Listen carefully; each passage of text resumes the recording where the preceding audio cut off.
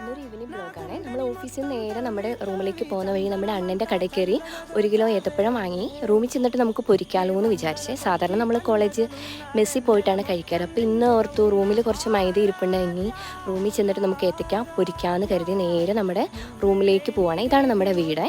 കാരണം നേരത്തെ നമ്മൾ കോളേജ് ക്യാമ്പസിനുള്ളിൽ തന്നെയായിരുന്നു താമസിച്ചിരുന്നത്. ഇപ്പം സ്റ്റാഫുകൾക്ക് മാത്രമായിട്ട് എടുത്തു തന്നിരിക്കുന്ന വീടാണിത്. അപ്പോൾ നമ്മൾ റൂമിൽ ചെന്നതിന് ശേഷം നേരെ നമ്മൾ ഏത്തയ്ക്ക പൊരിക്കാനുള്ള തയ്യാറെടുപ്പിലായി. അപ്പം അങ്ങനെ ഏത്തയ്ക്ക പൊരിച്ചു കഴിഞ്ഞു. അതിന് ശേഷം ബാലൻസ് കുറച്ച് മാവ് വന്നേ. അതിന് നമ്മൾ എന്ത് ചെയ്തു, ഒരു കുട്ടി ദോശ ഉണ്ടാക്കി കൂടെ കുറച്ച് 2 പേർക്കുള്ള ചായ ഇട്ട് നമ്മൾ നേരെ നമ്മളത് ചായയും കുടിച്ചു, സ്നാക്സും കഴിച്ചു കേട്ടോ. അപ്പോൾ ഇന്നത്തെ ബ്ലോഗ് ഇത്രയേ ഉള്ളൂ. ബൈ.